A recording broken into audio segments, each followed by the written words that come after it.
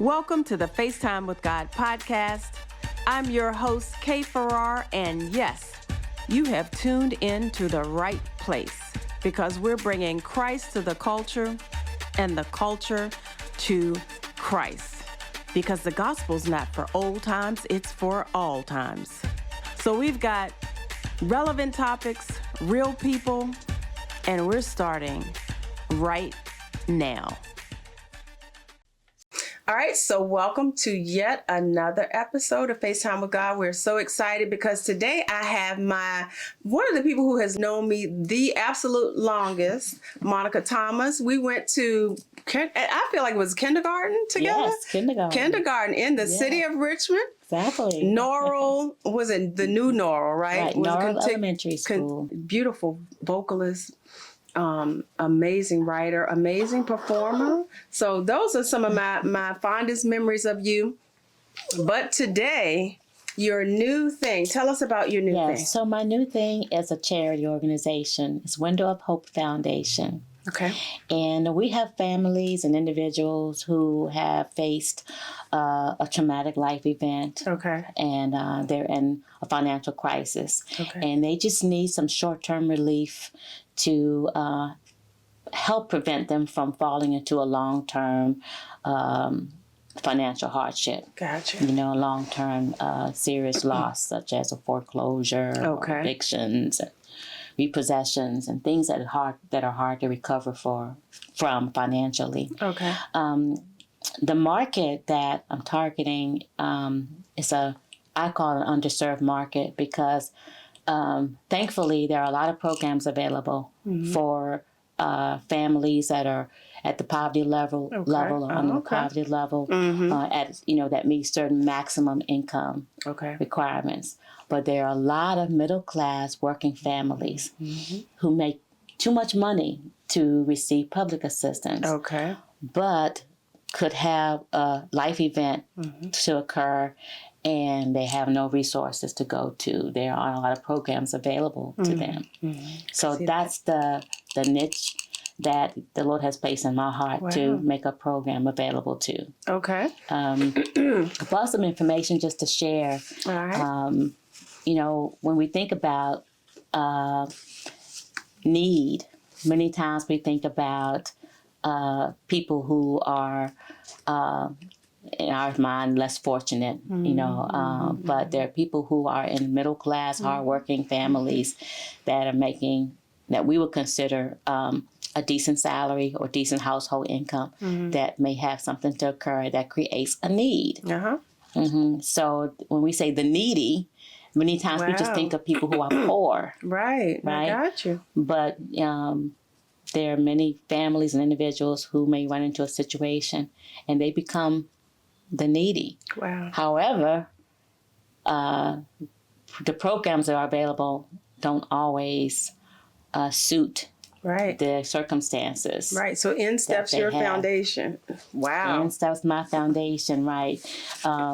We are kind of, I would call us diversionary assistance. Okay. And like I said, that diversionary assistance allows us to step in early to provide some intervention at an early stage to kind of prevent that long-term hardship that could take place if that situation is unattended to.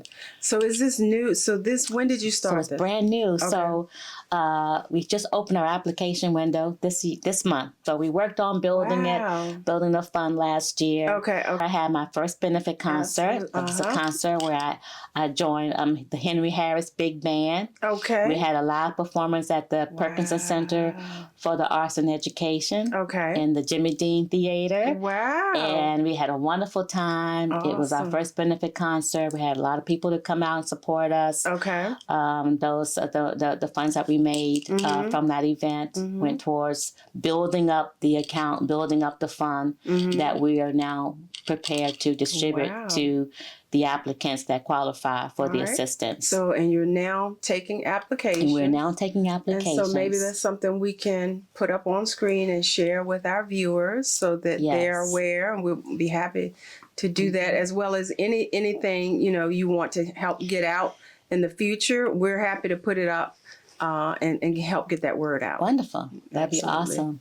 Because right now we really want to build the fund up. Okay. And so what I'm asking viewers and, family, friends, anyone that our viewers know, your viewers know, to think about the generosity of Christ. Think about the compassion that Christ had. And I wanted to go through just a few scriptures where we could talk about that. Because, Christ was compassionate and he was generous. And, if we go back and we know these stories, the parables of the multitudes, where he fed the multitudes. So I want to look at that. Let's go to, can we go to the word? Okay, let's go to the word. Okay. Absolutely. All right, I'm going to do it so I can see it. Look, I'm going to do it so I can see it. I'm going to do it on my iPad. And I'm flipping through my cards here so I can make sure I have it. So I want to start with Matthew 14. Okay. Now this account is in the Bible about 4 times, but I want to start with the Matthew 14 account. Okay. And we're going to see something, a little bit, something different in each account that will stand out. So in Matthew 14, it's actually Matthew 14 and it started the 14th verse. Okay. Okay. So in this account it says, and Jesus went forth and saw a great multitude. He saw, first of all, he noticed a great multitude and was moved with compassion. Toward them, and he healed their sick. And when it was evening, his disciples came to him, saying, this is a desert place, and the time is now past. Send the multitude away, that they may go into the villages and buy themselves victuals.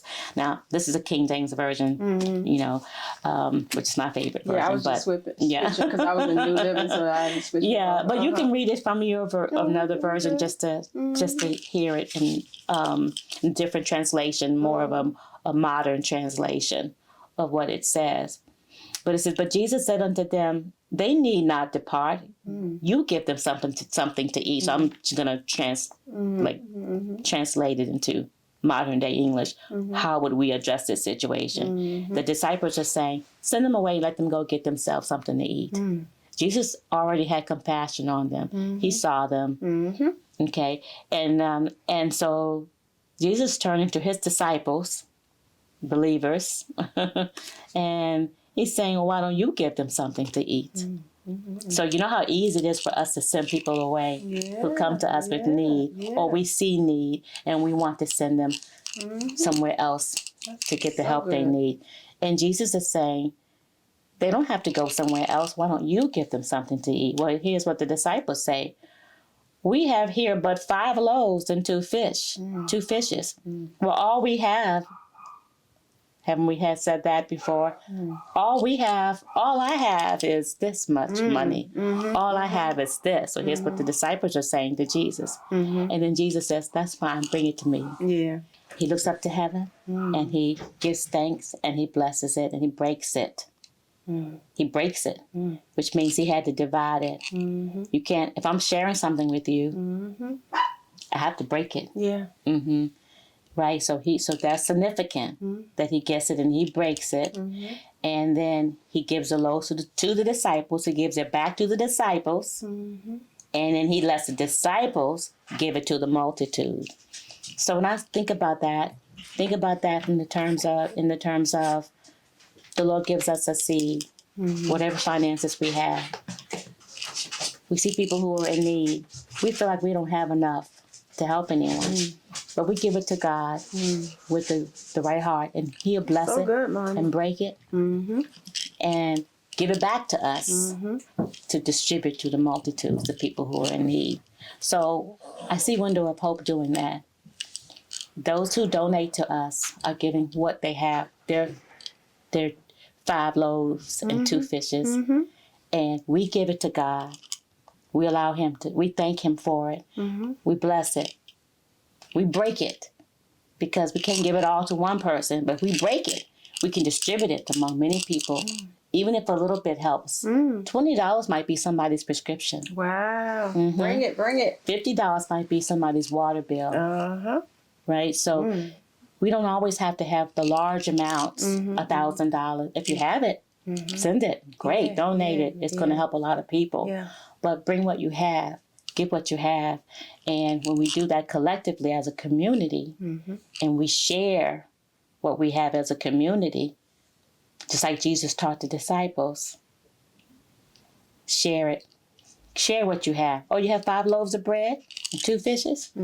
Are you willing to share it? Give it to me, and I'll bless it. And they fed multitudes with it. So that's I kind love of that. yeah. I love that. Oh my gosh.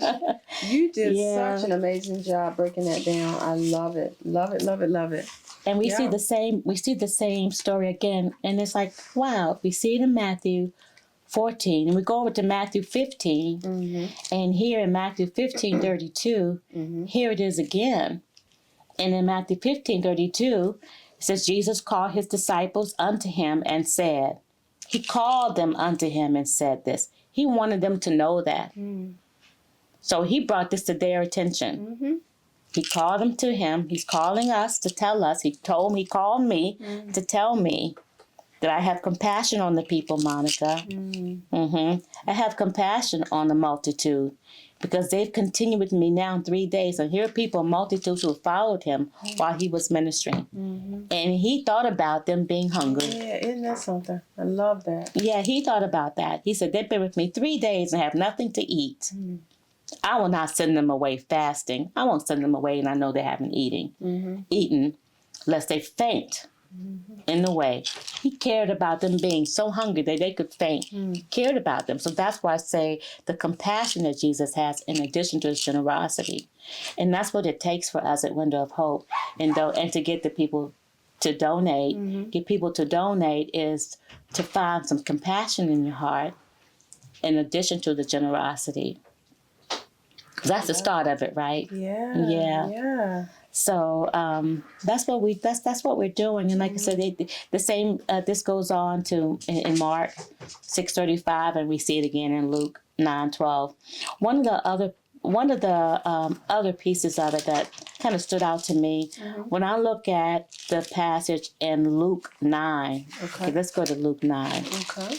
In Luke 9, it's Luke 9:12. And it was just the same account, but something stood out to me a little bit stronger in this account when I looked at Luke 9:12. In Luke 9:12, what stood out to me was, okay, we see the account. If we go up to the 14th verse, he says, for there were about 5,000 men. Okay, so we know he did the same thing. They gave them the bread and the fishes. He took them, he broke them, gave them to distribute. But before he distributed them, before he gave them the bread to pass out to the multitude, he gave instructions. He said, make them sit down by 50s in a company. And they did so and made them sit down. This part is important to the people who will be applying for the assistance. Okay. So we've talked about those who are donating to help those in need, the compassion and generosity, realizing that sharing what you have, even if it's 5 loaves and 2 fish, sharing that and what God can do with it when he breaks it, when he blesses it. Okay. Now, the people who will be applying for the assistance. Okay. When you apply for assistance, a loan, or even, in anything, school, there are instructions that you have to follow. Yeah. Now, there is some information that we may need. And so with our application process, we do have some instructions. There is some documentation requirements so that we know that we're good stewards over the money that is being donated into the fund, and that we're giving it to families and individuals who are truly in need. Absolutely. So so important. That's important. So it's important for people who apply not to feel hesitant about sharing their information and what their circumstances are, so that they can receive the help. I understand you can feel some privacy. That you want to make sure that you you retain your confidential information. Yeah. But you protect that. But we have a process in place to make sure any personally identifiable information is protected. Yeah. And that we comply with any type of privacy laws that are out there. So awesome. But when you're applying for assistance, especially financial assistance, typically there's some information that you will need to provide. Mm-hmm. So we want people to know that a part of receiving is following the instructions. And we see a spiritual principle here, because in order for the people to receive the food here, they had to follow the instructions to sit down. Now, what if they didn't sit down? You think they would still eat? I don't know. Hey fam, here's some more good news. Romans 10:13 says, whoever calls on the name of the Lord shall be saved. That means delivered from danger, rescued, protected, preserved, so that you would do well and be made whole. If you've never prayed this prayer, if you want to just confess it again, join us as we pray. Lord Jesus, I believe that you are the Christ, the Son of the living God. I believe you died for me and paid the penalty for all my sins. I know I've not done everything right, but that's why I'm calling on you to save me, to wash me in your blood, to forgive me for all of my shortcomings, to make me whole again from the inside out. I will walk with you. I will follow you. I thank you for showing me through your word and by your spirit how I need to walk, how I need to live before you. Lord, I thank you for removing any blockage in my mind, in my environment. Lord, I thank you for sending your angels to protect me and to lead me in the way that I should go. According to Romans 10:13, I am saved. If you prayed that prayer, the angels in heaven are rejoicing, and so are we. Write "I'm saved" in the comments so we can celebrate with you. Get connected with some strong, balanced Bible believers in your area who can help disciple you. Talk to the Lord every day about your decisions and check out our video, The Greatest Superhero.